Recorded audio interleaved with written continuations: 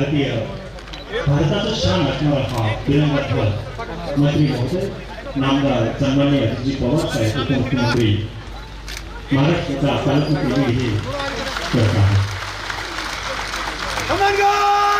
राष्ट्रदत्त सलाम देगे राष्ट्रीय सलाम सलामी छत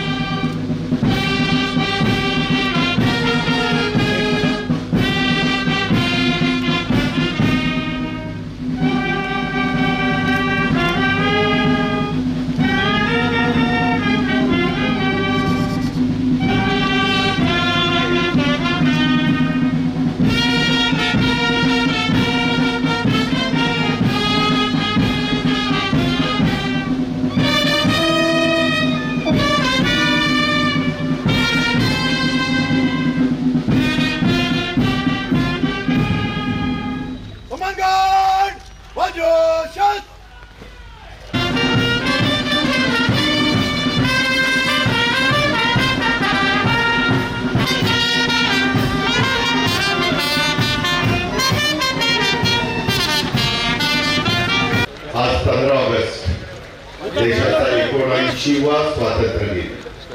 भारतीय स्वातंत्र्य दिनानिमित्तानं मी आपल्या सर्वांना महाराष्ट्रातल्या तमाम नागरिकांना बंधू भगिनींना मातांना तरुण मित्रांना तसंच बीडकरांना स्वातंत्र्य दिनाच्या मनापासून शुभेच्छा देतो. आज श्रीकृष्ण जन्माष्टमी सुद्धा आहे, त्यानिमित्त सुद्धा मी आपल्याला सगळ्यांना शुभेच्छा देतो. भारत देश स्वतंत्र होण्यासाठी देश इंग्रजांच्या जोखडातून मुक्त करण्यासाठी ज्या महान नेत्यांनी भारत मातेच्या सुपुत्रांनी स्वातंत्र्याच्या लढाईमध्ये लढाई लढली आणि तुरुंगवास भोगला, प्राणांचं बलिदान दिलं, त्या स्वातंत्र्य सैनिकांना त्यांच्या कुटुंबियांना मी वंदन करतो. या स्वातंत्र्यवीरांच्या त्यागाचं बलिदानाचं आज स्वातंत्र्य दिनी मी कृतज्ञतापूर्वक स्मरण देखील करतो. देशाला स्वातंत्र्य मिळाल्यानंतर देशाचं स्वातंत्र्य सार्वभौमत्व टिकवणं सुद्धा तितकंच महत्वाचं होतं.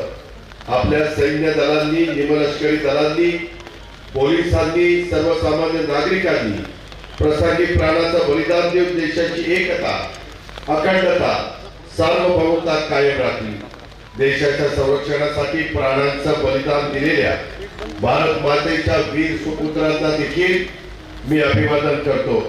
आपला देश स्वतंत्र झाला, प्रजासत्ताक झाला, त्यावेळेचा काळ देशासाठी खूप कठीण काळ होता.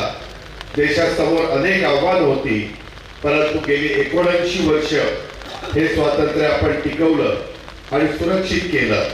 जगातल्या इतर देशात लोकशाहीला धक्के बसत असताना आपली लोकशाही सुरक्षित राहिली, त्याचं श्रेय हे आपल्या भारत देशातल्या जनतेला, जनतेच्या लोकशाहीवरच्या विश्वासाला आणि भारतीय लोकशाही व्यवस्थेवर, भारतीय राज्यघटनेवर प्रगड विश्वास दाखवलेल्या तमाम देशवासियांना जातं.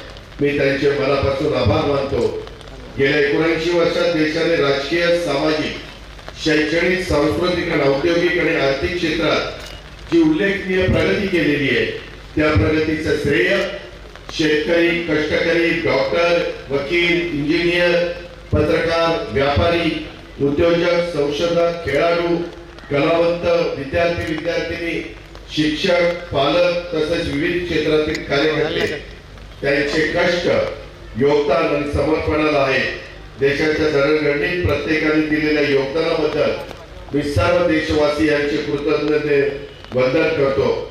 संयुक्त महाराष्ट्र राज्याच्या स्थापनेसाठी ज्या माझ्या महाराष्ट्र वीरांनी हौतात्म्य पत्करलं त्या वीरांना देखील मी अभिवादन करतो. मराठवाड्याची भूमी ही संतांची, महंतांची, शूरांची, वीरांची, बुद्धिवंतांची, कर्तृत्ववान सुपुत्रांची भूमी आहे. मराठवाड्याची भूमी ज्ञानवंतांची, प्रज्ञावंतांची, बुद्धिवंतांची, कलावंतांची, कष्टकऱ्यांची भूमी आहे. या भूमीला धैर्याचा, शौर्याचा, संघर्षाचा वारसा आहे. मराठवाड्याला सहजासहजी काही मिळालं नाही. जे काही मिळालं ते आपल्याला संघर्ष करूनच मिळालं. देशाला 15 ऑगस्ट 1947 ला स्वातंत्र्य मिळाल्यानंतर तब्बल 13 महिने 2 दिवसांनी म्हणजे 17 सप्टेंबर 1948 ला आपल्या मराठवाड्याला स्वातंत्र्य मिळालं. त्यासाठी सर्वसामान्य जनतेला निजामांच्या सैन्याशी लढावं लागलं, गावागावात आंदोलन करावी लागली, रस्त्यावर उतरून सशस्त्र लढा द्यावा लागला, रक्त देखील सांगावं लागलं.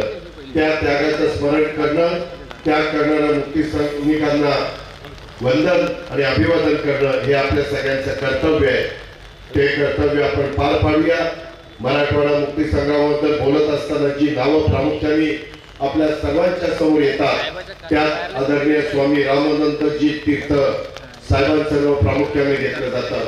स्वामी रामानंद तीर्थ साहेबांनी या मुक्ती संग्रामाचं नेतृत्व केलं.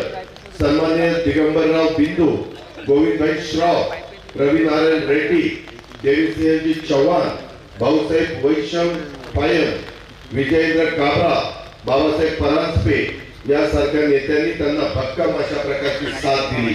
मराठवाडा मुक्ती संग्रामात प्रत्येक गावातल्या लोकांनी सहभाग घेतला. हे या लढ्याचं वैशिष्ट्य आहे. आपल्या बीडच्या विठ्ठलराव काटकरांनी निजामांच्या रोहिल्यांना जेरीस आणण्याचं काम त्या काळामध्ये केलं.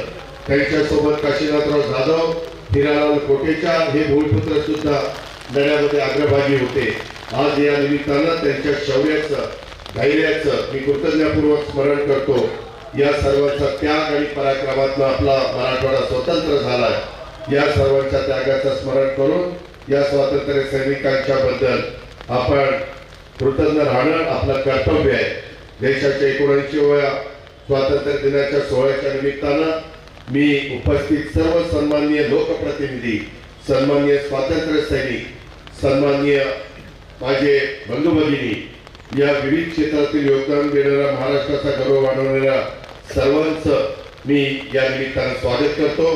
बीड जिल्ह्याच्या ज्या सुपुत्रांनी आपल्या कर्तृत्वाच्या जोरावर विविध क्षेत्रात उल्लेखनीय अशा प्रकारचं यश मिळवलेलं आहे त्या सर्व गौरवमुक्तींचं देखील मी मनापासून अभिनंदन करतो. आपल्या सर्वांना एकदा देशाच्या स्वातंत्र्य दिनाच्या शुभेच्छा देतो. मित्रांनो, आजचा स्वातंत्र्य दिनाचं बीड जिल्ह्याचा पालकमंत्री म्हणून मी आपल्याला सगळ्यांना विश्वास देऊ इच्छितो की आपल्या सर्वांच्या सहकार्याने आपल्या बीड जिल्ह्याचा चेहरा मोहरा आपण बदलणार आहोत. नवा विकसित बीड जिल्हा आपल्याला घडवायचा आहे. तो संकल्प आपण आजच्या स्वातंत्र्य दिनी करूया. बीड जिल्ह्यासाठी मागील काही महिन्यात आपण अनेक ऐतिहासिक निर्णय घेतलेले. लोकप्रतिनिधींच्या सातत्यपूर्ण मागणीनंतर बीडला विमानतळ विकास प्रकल्प हाती घेण्यात आला आहे. जागा निश्चिती आणि पूर्व व्यवहार चाचणीसाठी लागणारा निधी आपण उपलब्ध करून दिलेला आहे. जिल्ह्याच्या युवकांना तंत्रज्ञानाधारित कौशल्य मिळावं म्हणून CIIT प्रकल्प उभारणीला गती देण्यात आलेली आहे. टाटा टेक्नॉलॉजी आणि MIDC यांच्या सहकार्याने जवळपास 200 कोटी रुपयाचा प्रकल्प आपण लवकरच प्रत्यक्षात उतरवणार आहोत. त्याचंही भूमिपूजन मागच्या आठवड्यामध्ये आपण केलं.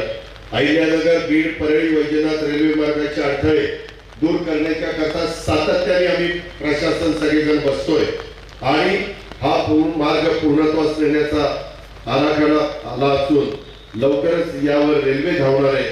परळी वैजनाथ तीर्थक्षेत्र विकास आराखड्याला सुधारित 351 कोटीची मान्यता देण्यात आलेली आहे. त्याचप्रमाणे बीड मधील श्री कंकालेश्वर मंदिर परिसराचा विकास करण्यात येत आहे.